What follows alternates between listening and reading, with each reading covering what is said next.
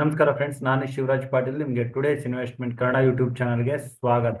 So ನಾನು after 26th December ಹಾಲಿಡೇನಲ್ಲಿ ಇರೋ ಕಾರಣ ಇವತ್ತಿನ ದಿನ 2nd ಜನವರಿ 2025 ವಿಡಿಯೋನ ತಗೊಂಡು ಬರ್ತಾ ಇದ್ದೀನಿ. ಸೊ ಅದಕ್ಕಿಂತ ಮುಂಚೆ ನಿಮ್ಗೆಲ್ಲರಿಗೂ 2025 ಹೊಸ ವರ್ಷದ ಆರ್ಥಿಕ ಶುಭಾಶಯಗಳು. ಈ ವರ್ಷ ನಿಮ್ಮ ಜೀವನಕ್ಕೆ ಹೊಸ ಸಂತೋಷ ಮತ್ತು ಅನೇಕ ಹೊಸ ಸ್ಫೂರ್ತಿಗಳನ್ನು ತರಲಿ ಅಂತ ಆಶಿಸ್ತಾ ನಾನು ಈ ವಿಡಿಯೋನ ಶುರು ಮಾಡ್ತಾ ಇದ್ದೀನಿ. ಸೊ ನಾವು 2nd ಡಿಸೆಂಬರ್ ಡಿಸ್ಕಸ್ ಮಾಡೋಕ್ಕಿಂತ ಮುಂಚೆ ನಿಫ್ಟಿ ಮೂಮೆಂಟಮ್ 26th ಡಿಸೆಂಬರ್ ನಂತರ ಏನಾಯ್ತು ಅಂತ ನೋಡೋಣ. ಸೊ ಸ್ಟ್ಯಾಂಟಾ ರ್ಯಾಲಿ ನಾವು ಡಿಸ್ಕಸ್ ಮಾಡಿದ್ದು 24th ಡಿಸೆಂಬರ್ ಇಂದ ಶುರು ಆಗುತ್ತೆ ಅಂತ. So 24th December 26th December ಅಲ್ಲಿ ನಿಫ್ಟಿ ಸೈಡ್ ವೇಸ್ ಅಲ್ಲಿ ಹೋಗಿ 27th ಡಿಸೆಂಬರ್ ಶುಕ್ರವಾರದ ದಿನ ನಿಫ್ಟಿ 23,900 ಮೇಲೆ ಹೋಗಿತ್ತು.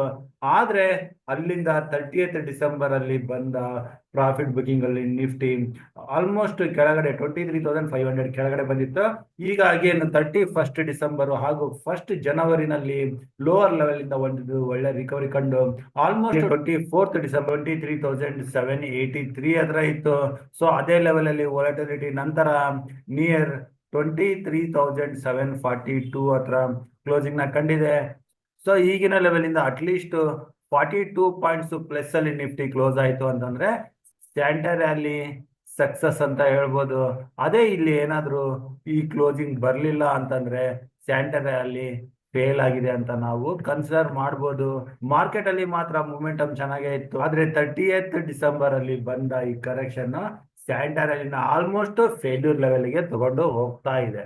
ಸೊ ಇಲ್ಲಿಂದ ಈಗ ನಾವು ಸ್ಟ್ಯಾಂಟಾ ರ್ಯಾಲಿ ಕೊನೆಯ ದಿನ 2nd ಜನವರಿ ನಿಫ್ಟಿ ವೀಕ್ಲಿ ಎಕ್ಸ್ಪೈರಿ ಕೂಡ ಇದೆ. ಸೊ ಈಗ ನಿಫ್ಟಿ ಲಾಟ್ ಸೈಜ್ 75 ಕೂಡ ಆಗಿದೆ. ಸೊ ಅದನ್ನ ನಾವು ಆಲ್ರೆಡಿ ನೋಡ್ತಾ ಇದ್ದೀವಿ.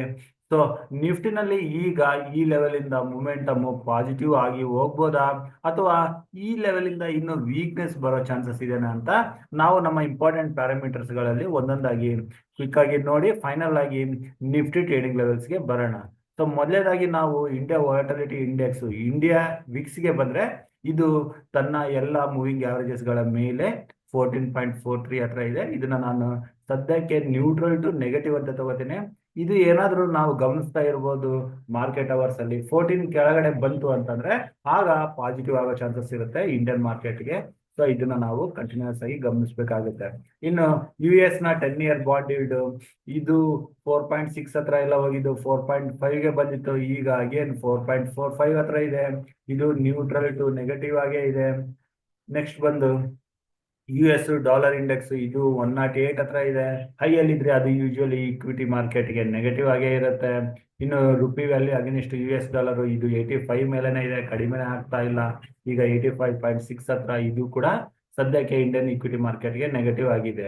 ಅದ್ರ ಜೊತೆಗೆ ಈಗ ನಾವು ಬ್ರೆಂಟ್ ಕ್ರೂಡ್ ಆಯಿಲ್ ನೋಡಿದ್ರೆ ಇದು ಕೂಡ 72 ಹತ್ತತ್ರ ಇದ್ದಿದ್ದು ಅದು ದಿನ ಹೆಚ್ಚಾಗ್ತಾ ಹೋಗ್ತಾ ಇದೆ. ಇದು ಸದ್ಯಕ್ಕೆ ನೆಗೆಟಿವ್ ಆಗೇ ಕಾಣಿಸ್ತಾ ಇದೆ.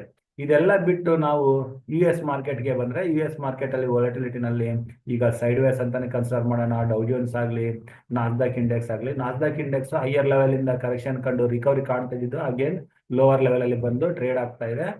ಸೊ ನಾಸ್ಡಾಕ್ IT ಇಂಡೆಕ್ಸ್ ಕೂಡ ಇದು ನೆಗೆಟಿವ್ ಆಗಿ ಕಾಣ್ತಾ ಇದೆ. ಸೊ ಎಲ್ಲಾ ಪ್ಯಾರಾಮೀಟರ್ಸ್ ಗಳು ನ್ಯೂಟ್ರಲ್ ಟು ನೆಗೆಟಿವ್ ಆಗಿದಾವೆ. ಈಗ ನಾವು FIs ಡೇಟಾಕ್ಕೆ ಬಂದ್ರೆ ಇಲ್ಲಿ FIs ಡಿಸೆಂಬರ್ ಮಂತ್ ಅಲ್ಲಿ ಸತತವಾಗಿ ಸೆಲ್ ಮೂಡಲ್ಲೇ ಇದ್ರು. ಇನ್ನು ಜನವರಿ ಫಸ್ಟ್ ಡೇ ನಲ್ಲಿ ಕೂಡ ಕಡಿಮೆ ವಾಲ್ಯೂಮ್ ಅಲ್ಲಿ ಇಲ್ಲಿ ನೋಡಿ ವಾಲ್ಯೂಮ್ ಬೈ ವಾಲ್ಯೂಮ್ 1200 ಹಾಗೂ ಸೆಲ್ ವ್ಯಾಲ್ಯೂಮ್ 3000 ಬಹಳ ಕಡಿಮೆ ವ್ಯಾಲ್ಯೂಮ್ ಅಲ್ಲಿ ಕೂಡ ಇಲ್ಲಿ ಸೆಲ್ ಅನ್ನ ಮಾಡಿದ್ದಾರೆ. ಆದ್ರೆ ಇಲ್ಲಿ ನಮ್ಮ DIs ಬೈ ಮಾಡಿದ್ದಕ್ಕಾಗಿ ಮಾರ್ಕೆಟ್ ಅಲ್ಲಿ ಸ್ವಲ್ಪ ಪಾಸಿಟಿವ್ ಮೂಮೆಂಟಮ್ ಇತ್ತು. ಸೊ ಇಲ್ಲಿ FIs ಇನ್ನು ನೆಗೆಟಿವ್ ಆಗೇ ಇದ್ದಾರೆ. ಈಗ ನಾವು ಆಪ್ಷನ್ ಚೈನ್ ಬಂದು ಆಪ್ಷನ್ ಚೈನ್ ಯಾವ ರೀತಿ ಬಿಲ್ಟ್ ಆಗಿದೆ ಅಂತ ನೋಡೋಣ. ಆಪ್ಷನ್ ಚೈನ್ ಪುಟ್ ಸೈಡ್ ಅಲ್ಲಿ 25 lakhs ಆದ್ರೆ ಕಾಲ್ ಸೈಡ್ ಅಲ್ಲಿ 24 lakhs ಇದೆ. ಆಲ್ಮೋಸ್ಟ್ ಸಮನಾಗಿದ್ದಾರೆ ಕಾಲ್ ರೇಟರ್ಸ್ ಪುಟ್ ರೇಟರ್ಸ್. ಇನ್ನು ಕಾಲ್ ಸೈಡ್ ಅಲ್ಲಿ ನಾವು ನೋಡ್ತಾ ಬಂದ್ರೆ ಇಲ್ಲಿ ಚೇಂಜ್ ಇನ್ ಓಪನ್ ಇಂಟ್ರೆಸ್ಟ್ ಅಲ್ಲಿ 23,700 ಅಲ್ಲಿ ಹಾಗೂ ಇನ್ನು ಮೇಲೆ ಬಂದ್ರೆ 23,900 24,000 ವರೆಗೂ ಚೇಂಜ್ ಇನ್ ಓಪನ್ ಇಂಟ್ರೆಸ್ಟ್ ಅಲ್ಲಿ ತಮ್ಮ ಪೊಸಿಷನ್ಸ್ ಗಳಿಂದ ಇಲ್ಲಿ ಕಾಲ್ ರೇಟರ್ಸ್ ಹೊರಗಡೆ ಬರ್ತಿದ್ದಾರೆ. ಹೈಯೆಸ್ಟ್ ಓಪನ್ ಇಂಟ್ರೆಸ್ಟ್ 1,20,000 24,000 ಹತ್ರ ಆಗಿದೆ. ಇನ್ನು ಕೆಳಗಡೆ ಬಂದ್ರೆ 95,000 23,000 ಹತ್ರ ಆಗಿದೆ. ಸೊ ಫಸ್ಟ್ ರೆಸಿಸ್ಟೆನ್ಸ್ 23,800 ಹಾಗೂ 24,000.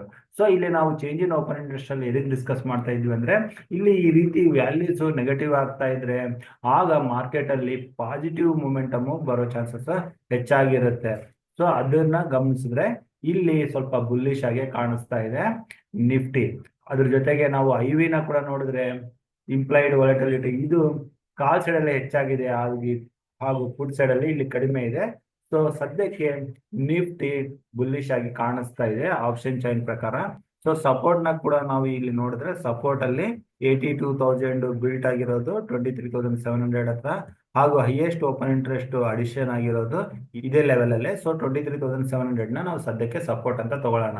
ಇಷ್ಟನ್ನು ಮಾತ್ರ ಕನ್ಸಿಡರ್ ಮಾಡಿ ಟ್ರೇಡಿಂಗ್ ಲೆವೆಲ್ ನೋಡ್ಬೇಕು ಅಂತಂದ್ರೆ ಪ್ಯಾರಾಮೀಟರ್ಸ್ ಮಾರ್ಕೆಟ್ ಅಲ್ಲಿ ತುಂಬಾ ನೆಗೆಟಿವ್ ಆಗಿದಾವೆ, ಆದ್ರೆ ಆಪ್ಷನ್ ಚೈನ್ ಮಾತ್ರ ಬುಲಿಶ್ ಆಗಿ ಕಾಣಿಸ್ತಾ ಇದೆ. ಸೊ ವೀಕ್ಲಿ ಎಕ್ಸ್ಪೈರಿ ನಲ್ಲಿ ಶಾರ್ಟ್ ಕವರಿಂಗ್ ಆಗೋ ಚಾನ್ಸಸ್ ಇದೆನಾ? ಸೊ ಆ ಶಾರ್ಟ್ ಕವರಿಂಗ್ ನಿಫ್ಟಿನ 24,000 ನಿಫ್ಟಿಯ 20-day ಮೂವಿಂಗ್ ಆವರೇಜ್, ಸೊ ಇದನ್ನ ಟೆಸ್ಟ್ ಮಾಡೋ ಚಾನ್ಸಸ್ ಇದೆನಾ ಅಂತ ನಾವು ನಾಳೆ ನೋಡ್ಬೇಕಾಗುತ್ತೆ. ಸೊ ನಾವು ನಿಫ್ಟಿನಲ್ಲಿ 2 ಲೆವೆಲ್ ಅಲ್ಲಿ ಕಾಲ್ ಸೈಡ್ ಅಲ್ಲಿ ಟ್ರೈ ಮಾಡಬಹುದು. ಮೊದಲನೇದು ನಿಫ್ಟಿಯ ಇಲ್ಲಿ 200-day ಮೂವಿಂಗ್ ಆವರೇಜ್. ಸೊ ಇಲ್ಲಿ ಬ್ಲಾಕ್ ಲೈನ್ ಇದೆ, ಇಲ್ಲಿಗೆ ನಿಫ್ಟಿ ಬಂದು ಸಪೋರ್ಟ್ ತಗೊಂಡು ರಿಕವರಿ ಆಗೋ ಚಾನ್ಸಸ್ ಇರುತ್ತೆ. So 23,700 200-day moving average. So ಇದ್ರ ಹತ್ರ ಸಿಕ್ಕರೆ ಇಲ್ಲಿಂದ ರಿವರ್ಸಲ್ ಗೆ ನಾವು ಸಿ ಪೊಸಿಷನ್ಸ್ ನ ಟ್ರೈ ಮಾಡಬಹುದು. ಇಲ್ದಿದ್ರೆ ಏನಾದ್ರು ಗ್ಯಾಪ್ ಅಪ್ ಅಲ್ಲಿ ಓಪನ್ ಆದ್ರೆ ಯಾವುದೇ ಪೊಸಿಷನ್ಸ್ ನ ತಗೊಳ್ಳೋದು ಬೇಡ.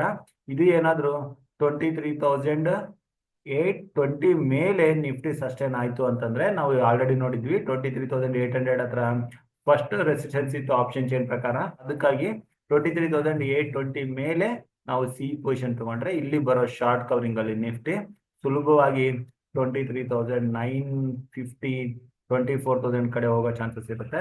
ಸೊ 24,950 ಹತ್ರ ಬರ್ತಿದ್ದಂಗೆ ಅಲ್ಲಿ ಪ್ರಾಫಿಟ್ ನ ಬುಕ್ ಮಾಡ್ಕೋಬಹುದು. 23,700 ಕೆಳಗಡೆ ಬಂದ್ರೆ ನಾವು ಯಾವುದೇ ಟ್ರೇಡ್ ನ ಮಾಡೋದು ಬೇಡ. ಸೊ ಇಲ್ಲಿ ನಮ್ಮ ಟ್ರೇಡ್ ನ ಅವಾಯ್ಡ್ ಮಾಡೋಣ. ಯಾವಾಗ ಕೆಳಗಡೆ ಬಂದು ಅಗೇನ್ ರಿವರ್ಸ್ ಕಂಡು 23,730 ಮೇಲೆ ಹೋಗುತ್ತೆ ಆಗ ಮಾತ್ರ ನಾವು ಸಿ ಪೊಸಿಷನ್ಸ್ ತಗೊಳಕ್ಕೆ ನೋಡೋಣ. ಸೊ ಇದು ನಿಫ್ಟಿ ಟ್ರೇಡಿಂಗ್ ಲೆವೆಲ್ಸ್ ಆದ್ವು. ಈಗ ಬ್ಯಾಂಕ್ ನಿಫ್ಟಿನ ಕೂಡ ಒಂದು ಬಾರಿ ಕ್ವಿಕ್ ಆಗಿ ಚೆಕ್ ಮಾಡೋಣ. So bank Nifty 30th December ತನ್ನ ಹೈಯರ್ ಲೆವೆಲ್ 52,000 ಹತ್ರ ಬಂದಿದ್ದು, ಅಲ್ಲಿಂದ 50,500 ಹತ್ರ ಬಂದಿತ್ತು. ಸೊ ಅದು ತನ್ನ 200-day ಮೂವಿಂಗ್ ಆವರೇಜ್ ನ ಟೆಸ್ಟ್ ಮಾಡಿ ಈ ಲೆವೆಲ್ ಇಂದ ಆಲ್ರೆಡಿ 1000 ಪಾಯಿಂಟ್ಸ್ ರಿಕವರಿ ಕಂಡು 51,300 ವರೆಗೆ ಹೋಗಿದ್ದು, ಈಗ ಕೆಳಗಡೆ 51,000 ಸಪೋರ್ಟ್ ಹಾಗೂ 51,300 ರೆಸಿಸ್ಟೆನ್ಸ್ ಈ ರೇಂಜ್ ಅಲ್ಲಿ ಟ್ರೇಡ್ ಆಗ್ತಾ ಇದೆ. ಸೊ ನಾವು ನೆಕ್ಸ್ಟ್ ಮೂವ್ಮೆಂಟ್ ನ ಎಕ್ಸ್ಪೆಕ್ಟ್ ಮಾಡಬೇಕಾಗಿದ್ದು 51,350 ಮೇಲೆ ಬ್ಯಾಂಕ್ ನಿಫ್ಟಿ ಸಸ್ಟೈನ್ ಆದ್ರೆ ಇಲ್ಲಿಂದ ಮೂಮೆಂಟಮ್ ಬರ್ಬೋದು. ಇಲ್ಲಿ ಇಮಿಡಿಯೇಟ್ ಆಗಿ ರೆಸಿಸ್ಟೆನ್ಸ್ ಗಳಿದಾವೆ, ಆದ್ರೆ ಈ ರೆಸಿಸ್ಟೆನ್ಸ್ ಗಳನ್ನೆಲ್ಲ ಕ್ರಾಸ್ ಮಾಡ್ತಾ ಟುವರ್ಡ್ಸ್ 51,800 ವರೆಗೆ ನಿಫ್ಟಿ ಬರೋ ಚಾನ್ಸಸ್ ಇರುತ್ತೆ. ಸೊ ನಿಫ್ಟಿನಲ್ಲಿ ಟ್ರೇಡ್ ಮಾಡಲ್ಲ, ಓನ್ಲಿ ಬ್ಯಾಂಕ್ ನಿಫ್ಟಿನಲ್ಲಿ ಅಂತಂದ್ರೆ 51,300 ಮೇಲೆ ನಾವು ಕಾಲ್ ಪೊಸಿಷನ್ ತಗೊಳಕ್ಕೆ ನೋಡ್ಬೋದು. ಇನ್ನು ಇದ್ರ ಕೆಳಗಡೆ ಯಾವುದೇ ಲೆವೆಲ್ ಅಲ್ಲಿ ನಾವು ಬ್ಯಾಂಕ್ ನಿಫ್ಟಿನಲ್ಲಿ ಟ್ರೇಡ್ ಮಾಡೋದು ಬೇಡ. ಏತಕ್ಕಂದ್ರೆ ಓನ್ಲಿ ಮಂತ್ಲಿ ಎಕ್ಸ್ಪೈರಿ ಇರೋ ಕಾರಣ ಪ್ರೀಮಿಯಮ್ಸ್ ಕೂಡ ಹೈ ಇದಾವೆ. ಸೊ ಏನಾದ್ರು ಓನ್ಲಿ ಬ್ಯಾಂಕ್ ನಿಫ್ಟಿನಲ್ಲಿ ಟ್ರೇಡ್ ಮಾಡಬೇಕು ಅಂದ್ರೆ ಕಾಲ್ ಸೈಡ್ ಅಲ್ಲಿ 51,350 ಮೇಲೆ ಟ್ರೇಡ್ ಮಾಡೋಣ. ಇಲ್ದಿದ್ರೆ ನಿಫ್ಟಿನಲ್ಲಿ ಮಾತ್ರನೇ ನಾವು ಪೊಸಿಷನ್ ತಗೊಳಕ್ಕೆ ನೋಡ್ಬೋದು. ಇನ್ನು ಬ್ಯಾಂಕ್ ನಿಫ್ಟಿ ಜೊತೆಗೆ ನಾವು ಮಿಡ್ ಕ್ಯಾಪ್ ನಿಫ್ಟಿನಲ್ಲಿ ಕೂಡ ಪೊಸಿಷನ್ ತಗೊಳಕ್ಕೆ ನೋಡ್ಬೋದು. ಸೆಲೆಕ್ಟ್ ಮಿಡ್ ಕ್ಯಾಪ್ ನಿಫ್ಟಿ ಇದು ಈಗ ತನ್ನ ಎಲ್ಲಾ ಮೂವಿಂಗ್ ಆವರೇಜ್ ಗಳ ಮೇಲೆ, even 10-day 5-day 20-day moving averages ಗಳ ಮೇಲೆ ಬಂದು ಕ್ಲೋಸಿಂಗ್ ನ ಕಂಡಿದೆ. ಸೊ ಇದು ಏನಾದ್ರು starting of the day flat ಆಗಿ ಓಪನ್ ಆದ್ರೆ ಸೊ ನಾವು ಸೆಲೆಕ್ಟ್ ಮಿಡ್ ಕ್ಯಾಪ್ ನಿಫ್ಟಿನಲ್ಲಿ ಕೂಡ ಪೊಸಿಷನ್ ತಗೊಳಕ್ಕೆ ನೋಡ್ಬೋದು. ಇದರ 12,850 ಹತ್ರ ಸ್ಟಾಪ್ ಲಾಸ್ ನ ಪ್ಲಾನ್ ಮಾಡಿ ಇಲ್ಲಿ ಪೊಸಿಷನ್ ತಗೊಂಡ್ರೆ ಯಾವುದೇ ಡಿಪ್ ಅಲ್ಲಿ ಇಲ್ಲಿಂದ ಬರೋ ರಿವರ್ಸಲ್ ಅಲ್ಲಿ ನಾವು 13,000 ಮೊದಲನೇ ಟಾರ್ಗೆಟ್ ಹಾಗೂ ಮೊಮೆಂಟಮ್ ಹಾಗೆ ಕಂಟಿನ್ಯೂ ಆದ್ರೆ ನಮ್ಮ ಸ್ಟಾಪ್ ಲಾಸ್ ನ ಟ್ರೇಲ್ ಮಾಡ್ತಾ ಹೋಗ್ಬೋದು. ಹಾಗೂ ದಿನದ ಕೊನೆಯಲ್ಲಿ ನಮ್ಮ ಪೊಸಿಷನ್ಸ್ ಗಳಿಂದ ನಾವು ಪ್ರಾಫಿಟ್ ನ ಮಾಡ್ಬೋದು. ಸೊ ಈ ರೀತಿ ನಾವು ನಿಫ್ಟಿ, ಬ್ಯಾಂಕ್ ನಿಫ್ಟಿ ಹಾಗೂ ಮಿಡ್ ಕ್ಯಾಪ್ ನಿಫ್ಟಿನಲ್ಲಿ 2nd ಜನವರಿ 2025 ಗುರುವಾರ ದಿನ ಟ್ರೇಡ್ ಮಾಡೋಣ. ಸೊ ನಾನು ಕೊಟ್ಟಿರೋ ಮಾಹಿತಿ ನಿಮ್ಗೆ ಇಷ್ಟ ಆದಲ್ಲಿ ವಿಡಿಯೋನ ಲೈಕ್ ಮಾಡಿ, ನಿಮ್ಮ ಅನಿಸಿಕೆನ ಕಮೆಂಟ್ ಬಾಕ್ಸ್ ಮೂಲಕ ತಿಳಿಸಿ, ಹಾಗೂ ಈ ವಿಡಿಯೋನ ನಿಮ್ಮ ಫ್ರೆಂಡ್ ಸರ್ಕಲ್ ಅಲ್ಲಿ ಶೇರ್ ಮಾಡಿ ಅಂತ ಹೇಳ್ತಾ ವಿಡಿಯೋನ ಇಲ್ಲಿಗೆ ಮುಗಿಸ್ತಾ ಇದ್ದೀನಿ. ನನ್ನ ಮುಂದಿನ ವಿಡಿಯೋ ಬರೋವರೆಗೂ ನಿಮ್ಗೆ ನನ್ನ ಕಡೆಯಿಂದ ಧನ್ಯವಾದಗಳು. Thank you.